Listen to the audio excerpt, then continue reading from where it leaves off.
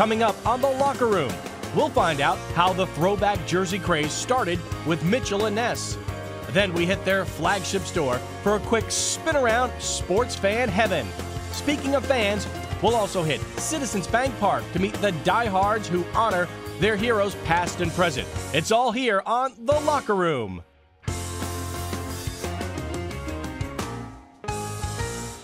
Hi, I'm CJ Papa, and welcome to the premiere edition of The Locker Room. We're in Philadelphia, the home of Mitchell and Ness, a clothing company in a league of its own. It started in 1904 as a sporting goods store where they sold golf clubs, tennis equipment, and skiing equipment. And now, if you want to look good and celebrate sports history, isn't that nice? They have an item for you. Well, it really came out of nowhere. I started making the jerseys on a lark in the middle 80s, 1985, 86, and 87.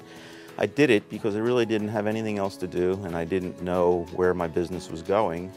And it's an old story. I mean, a lot of people have heard it, where I found a lot of wool flannel in a warehouse, and I just started making my favorite baseball players out of this wool flannel fabric. By 1988, it started to get pretty popular in our store, and I had researched and done about 100 jerseys, and Sports Illustrated did a story on us, and Major League Baseball gave me a license in September of 1988 to be the exclusive maker of something that they called the Cooperstown Authentic Collection. A friend of mine, his name is Phil Bear. Phil's got to be in his 60s by now. First time I ever met Phil, and he was a prominent businessman. He came into the store and he opened his wallet and he was shaking because as a little boy he had Ted Williams' autograph on a piece of paper, and he kept that in his wallet his whole life. And he walks into our store and sees a 1939 Ted Williams rookie jersey. He didn't care what it cost, he just had to have it. And it was usually men who were between 35 and 75.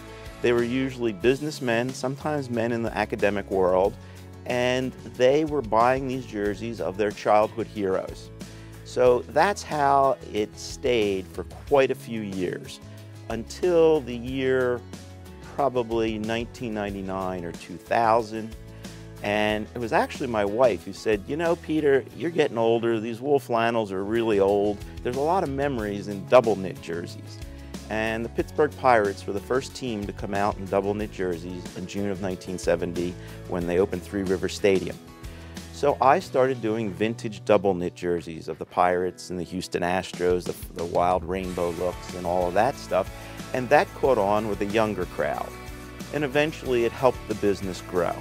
Big Boy and Andre from Outkast, they were an interesting story, because here's two young guys who are very hip in the rap world and in music that certainly I was not familiar with, but they were true sports fans.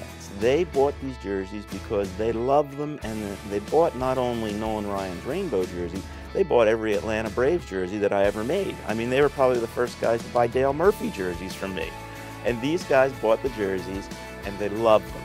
Well, from that, they also wore them in some of their videos. And it just was like a snowball going down a mountain and became an avalanche. Some of the aspects of the business I love the most are the graphics and the design and how the jersey logos came about and the jersey symbols and why teams chose them. In 1971, Joe Torre was playing for the St. Louis Cardinals. He was actually MVP of the National League. And Joe helped create this crazy two-tone jacket. I call this a court jester jacket from King Arthur's court. And it was worn by the Cardinals from 71 to 74. I have some pictures of Torre in it and Bob Gibson. And as the story goes, the Cardinals hated the jacket so much that as soon as they traded Torre, they got rid of the jacket.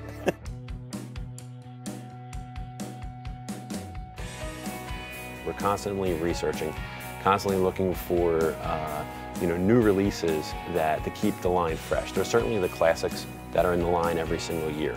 But there's always those items that I think the collector, the true fan, the true Mitchell Ness fan that's been collecting jerseys for 25 years is always looking for what's new and what's next. Jerseys are still the core of our business.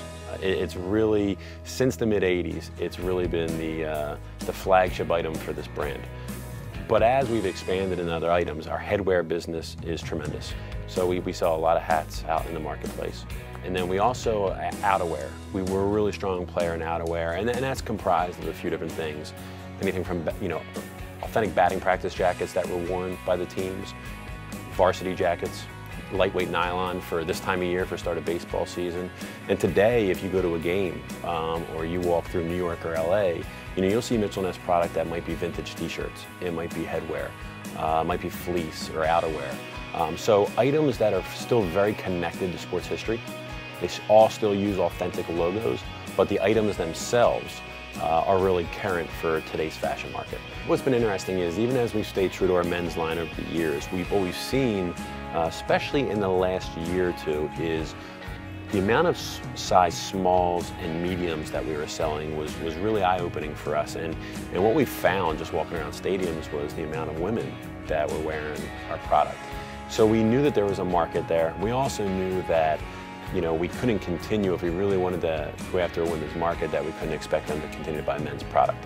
So we really had to invest in getting the fits right and getting the construction of the garments right. But what we also felt pretty strongly about was we weren't looking for our women's line to be a line full of pink product or real glittery product. What we heard from our customers and what we felt was that we would take our men's line and take the same aesthetic and move it into women's, but just getting the construction and the fit right. I always describe it as really a dream job. I mean, it really is. I mean, growing up being a sports fanatic, being from Philadelphia, Philadelphia is not the hotbed for sporting goods companies. And to have really one of the jewels in the industry, being based here and having it be in my backyard is a dream come true. It really is.